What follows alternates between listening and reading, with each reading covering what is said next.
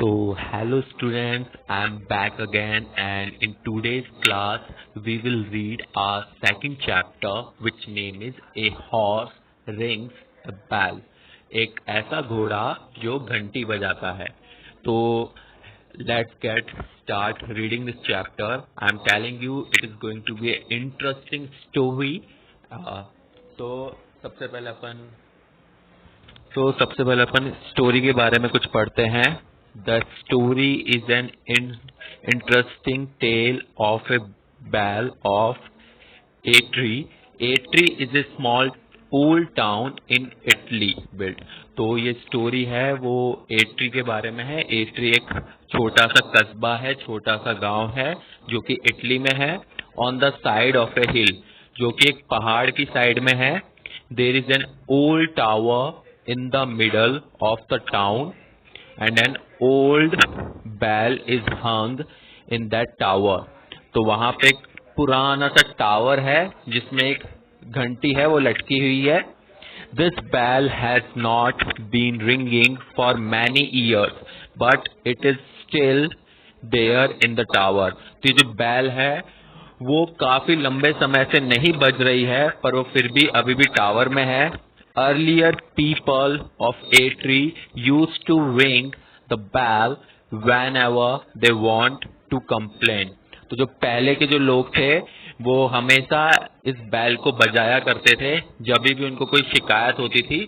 Let's read the story to find why a horse rings the bell in Atri and what happens to him after ringing of the bell. तो इस story को पढ़ते हैं और पता लगाते हैं कि एक घोड़ा क्यों उस घंटी को बजाता है एंड उसके साथ में क्या होता है जब वो घंटी को बजाता है. तो whenever someone wanted to complain and rang the bell in Atri in olden days, the judges helped him. तो कोई भी पहले जो शिकायत करना चाहता था और वो बैल बजाता था तो जो वहां के जो जज जो फैसला करते हैं वो उसकी मदद किया करते थे. The judges were the old wise man of the town. तो जजेस है वो जो गांव है जो टाउन है उसके बुद्धिमान व्यक्ति हुआ करते थे. They listened to the complaints in the marketplace. Many people got the justice and many wicked persons were punished. तो वो सारी कंप्लेंट्स को सुना करते थे मार्केट प्लेस में, मतलब मार्केट में, बाजार में. Many people got the justice, कई लोगों को इंसाफ मिलता था, न्याय मिलता था. जस्टिस का मतलब होता है इंसाफ, न्याय. And many wicked person were punished. Wicked का मतलब होता है शैतान, यानी कि जो बुरे लोग थे उनको पनिश किया जाता था. One day the rope with which the bell was tied broke.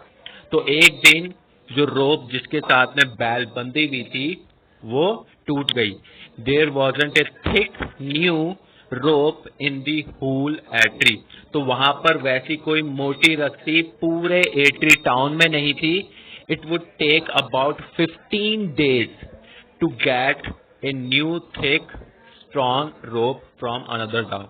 तो लगभग 15 दिन लगेंगे कहीं से भी दूसरे टाउन से ऐसी एक न्यू मोटी सी रस्सी, स्ट्रॉन्ग सी रस्सी लाने के लिए.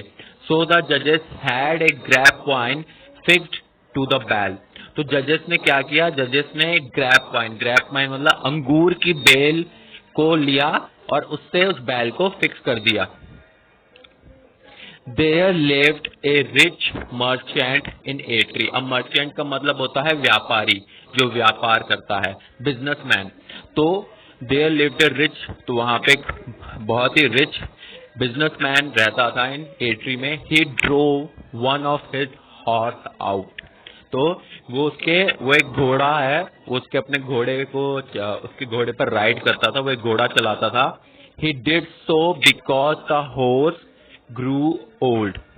तो उसने यहाँ पे इसका मतलब होगा he drove one of his horse out. उसने अपने एक घोड़े को बाहर निकाल दिया. उसने ऐसा इसलिए किया क्योंकि अब जो घोड़ा है वो बहुत ही बूढ़ा हो चुका था. The horse served his master well for years, but now The rich merchant was not ready to keep that old horse. तो हॉर्स ने अपने जो मालिक है यानी कि जो बिजनेसमैन है उसकी काफी सालों तक सेवा की, बट अब जो उसका मालिक है जो बिजनेसमैन है वो तैयार नहीं था उसे रखने के लिए.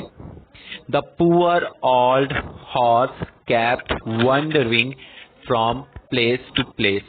Now the poor old, अब यहाँ पे poor का मतलब गरीब नहीं है, यहाँ पे है बेचारा. तो जो जो बेचारा जो बूढ़ा जो घोड़ा था, kept wandering. wandering का मतलब होता है इधर उधर घूमना. तो वो एक प्लेस से दूसरे प्लेस की तरफ घूमता रहा. No one took care of him. किसी ने भी उसकी मदद नहीं की. No one gave him food. किसी ने भी उसको खाना तक नहीं दिया. One day the old horse came to the tower. As he saw the hanging grapevine, he started to chew and pull at it.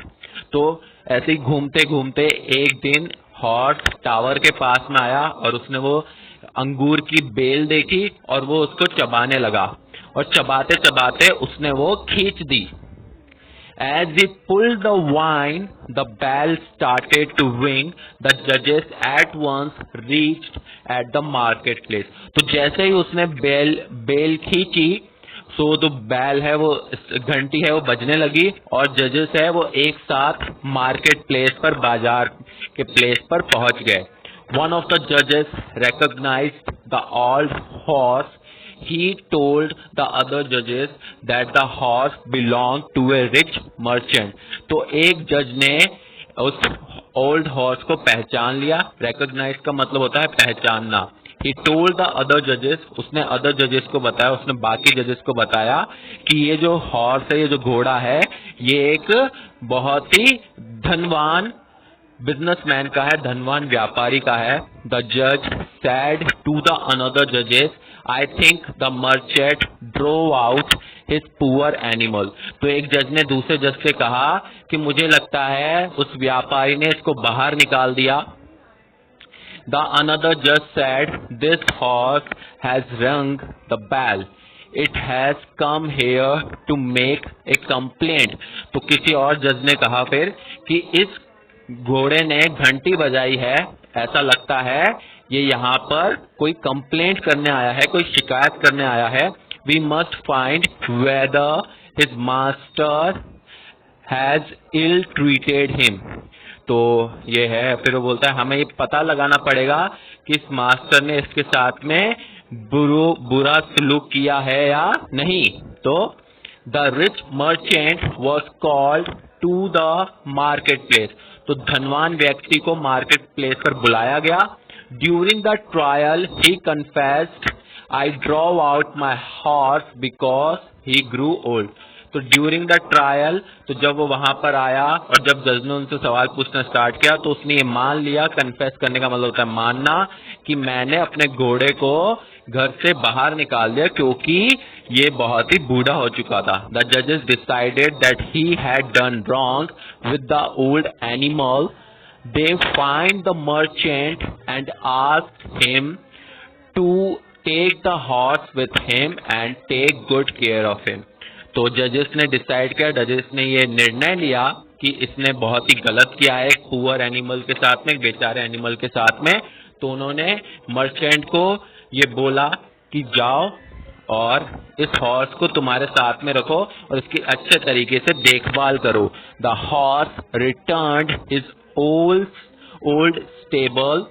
The merchant fed him well and took good care of him. So the merchant जो horse है जो घोड़ा है वो दोबारा जहां पर वो रहता था वो अपनी जगह पे पहुंच गया और मर्चेंट ने उसे अच्छी तरह से खाना खिलाया और उसकी अच्छी तरीके से देखभाल की. Now we are going to move on question answers.